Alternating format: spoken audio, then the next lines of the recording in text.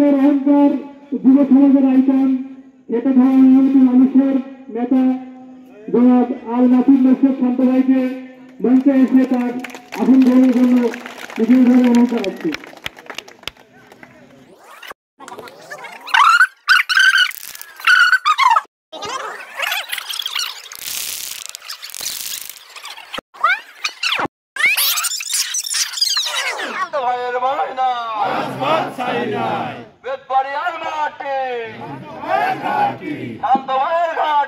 বেদবাড়িয়ার মাটি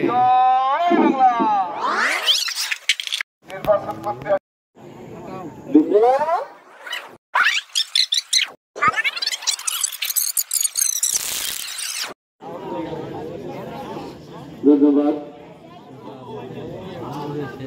সাধক মুর্শিদপুর ব্রাহ্মণপাড়া কর্তৃক আয়োজিত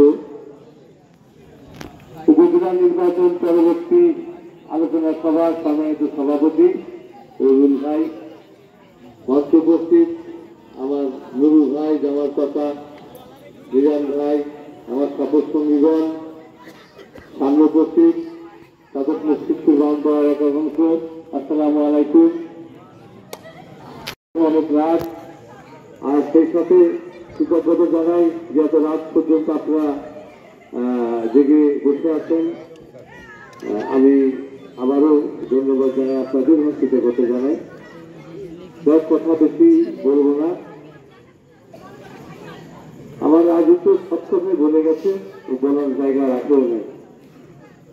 যেমন ধরুন, আমার বাড়ি কমলাপুর, কমলাপুর থেকে কমলাপুর যে এরিয়া পৌরসভার 350 ওয়ার্ড এবং জানিপুর ইউনিয়নের এক অংশ আছে, এত বড় গ্রাম।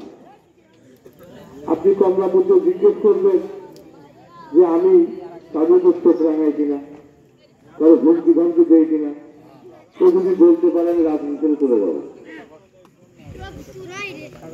শুধু কমলাপুর যে কটা ওয়ার্ড আছে, সে ভোটের দিক তাকায় দেখেন, আসলে ভালোবাসা থাকলে কিন্তু বেশি দেখানো লাগে না, চোখ গরম করা লাগে না, বেশির ভোট বেশি সময় থাকে না, এটা কিন্তু বাস্তবতা। ভালোবাসা দিয়ে যদি কেউ ভোট অর্জন করে, সেই ভোট নেওয়ার ক্ষমতা কারণ নাই। এই যে আপনারা কিন্তু ভোট পায়নি, আপনারা আপনাদের কাঙ্ক্ষিত ভোটটা দিয়েছেন, বুঝলেন না?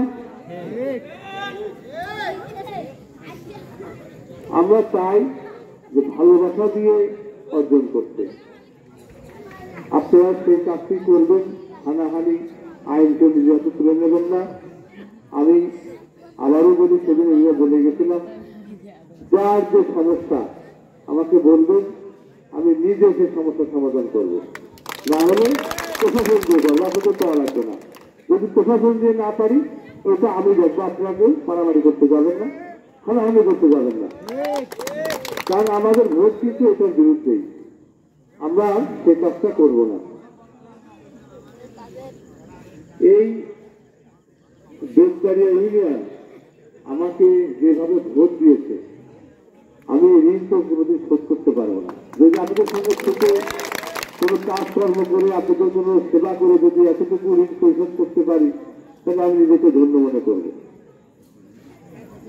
আসলে সারা জীবনের জন্য আমাকে ঋণী করে দিতেন আপনারা। যেমন আমি বনগ্রাম থেকে যখন আসি, তখন দেখি যে এখানে যে নদী ভাঙনের যে বিষয়, মারাত্মক একটা হুমকির মুখে আছে।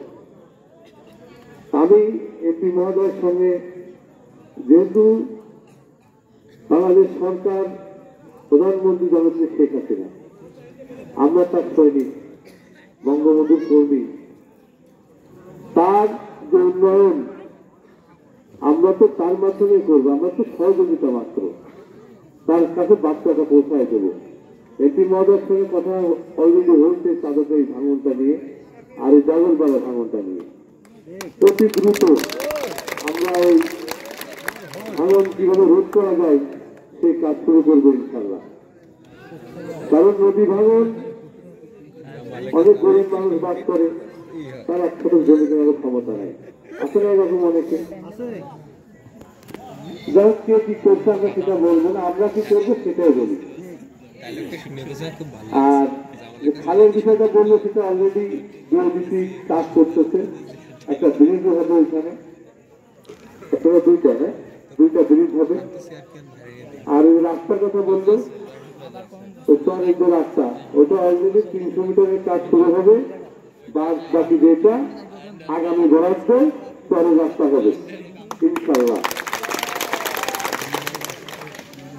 আমি আপনাদেরকে বলি যে আমরা কাজ করব, কথা না বলে কাজ করব, জনগণের জন্য করব।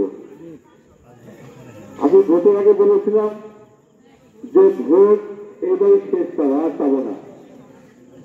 আবারও বলে যাচ্ছি, আমার কাজের মাধ্যমে, আমার ব্যবহারের মাধ্যমে যদি আমি আগামীবার ভোট পাওয়ার যোগ্য হই, আপনারা ভোট দেবেন। ভোট কিন্তু আর আপনাদের কাছে পাবো না। আপনারা শুধু মেসেজটা পৌঁছাবেন যে এখানে এই কাজটা করতে হবে ইনশাল্লাহ। আপনারা আমাদের যে ম্যান্ডেট দিয়েছেন, আপনাদের সঙ্গে ছিলাম, আগামী দিনে থাকবো। 5 বছর যেভাবে বলবেন সেভাবে সেখানে উপস্থিত হবো, যদি আল্লাহ আমাকে বাঁচায় রাখে। শুধু আপনারা সহযোগিতা করবেন তো? সেই সহযোগিতা হচ্ছে আমাকে আমার ভুল থাকলে ভুল ধরাই দেবেন, কোনো কাজ থাকলে বলে দেবেন, কিন্তু কারো কোনো মাথা গরম করবেন না। দেখবেন যে এই সুন্দর যে বিষয়টা নষ্ট করার জন্য অনেকেই অনেকভাবে আমাদের ভিতরে প্রবেশ করবে। যেমন আগে বললো, আমাদের নেতার দরকার নাই, আমাদের নির্বাচনী কর্মী দরকার, ভোটার দরকার, যে ভোটার নিজেই কর্মী। অনেক লোক আছে যে এসে বিশৃঙ্খলা সৃষ্টি করতে পারে না। দেখেন, অনেকে চিন্তা করছিল যে ভোটের পরে মনে হয় কি হবে খোঁজটাই, কিন্তু হয়েছে। অন্য কেউ হলে কি হতো আমি জানি না। আমাদের যে মিশন ছিল যে না, আমরা খোঁজটাকে একটা শান্তির আওতায় আনবো, এই সমাজকে একটা পরিবর্তনের আওতায় আনবো। আমার মনে হয় যে নির্বাচনের পরে যা ঘটেছে সেটা নির্বাচন পরবর্তী থাকে, এটা কোনো বিষয় না। আপনি আমবাড়ি শুরু করে বড় গ্রাম পর্যন্ত দেখেন, নির্বাচন নিয়ে সহিংসতা হয়েছে বলে আমার জানা নেই। আমি বেশি আনন্দিত হয়েছি যে যারা এই অন্যায়ের বিরুদ্ধে ভোট দিতে, ভোটের পরে কিন্তু তারা ওটা মনে রেখে কেউ অন্যায় করে না। এই তো বিরাট ব্যাপার। আমি চাই যে আপনারা এই 5 বছর সেভাবে আমাকে সহযোগিতা করবেন। আপনাদের কি কাজ কিছু বলার আছে যে কোনো কাজ কাম কোথায় কি করতে হবে, যদি বলেন তো বলতে পারেন। ওটা আমি 15 দিন সময় পেয়েছি, ওটা বন্ধ হয়ে যাবে। আমি এমপি সাহেবের সঙ্গে বসেছিলাম, ওই বিষয়ে কথা হয়েছে, 15 দিন পরে ওই ভ্যানের চাঁদা বন্ধ। আর কারো কোনো কথা আছে?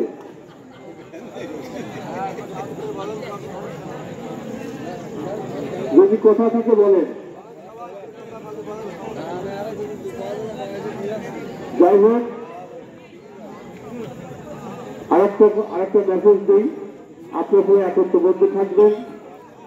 সন্ত্রাসী কিন্তু বেশি জন হয় না, 2 থেকে 3 জন হয়। আপনারা কেউ ভয় পাবেন না, প্রতিহত করার চেষ্টা করেন, দেখেন যে সন্ত্রাস আর থাকবে না। তবে সেটা যদি দেখেন যে একদম গার্ডার উঠে গেল, সেটা আলাদা কথা। আমাকে মেসেজ দেওয়ার প্রশাসনের ব্যবস্থা নেব, দেখবেন সন্ত্রাস করতে চলে গেছে। কিন্তু যদি ভয় চাইতে না বলেন কিছু, তার আদান গোপনে, তাহলে তো আমরা কিছু করতে পারবো না। বাস আজকে মৎস্য অফিসার আসে নাই, কালকে মৎস্য অফিসার ঢুকবে, বাস সব উঠে যাবে কাগজের ভিতরে নদী। আর কারো কিছু বলার আছে? ধন্যবাদ এত রাত পর্যন্ত জেগে থাকার জন্য এবং আমাদের কর্মী সমাবেশে থাকার জন্য আবারও কৃতজ্ঞতা জানাই যে আমাকে নির্বাচিত করার জন্য। এই বলে আমার কথা শেষ করছি। আল্লাহ হাফেজ, জয় বাংলা।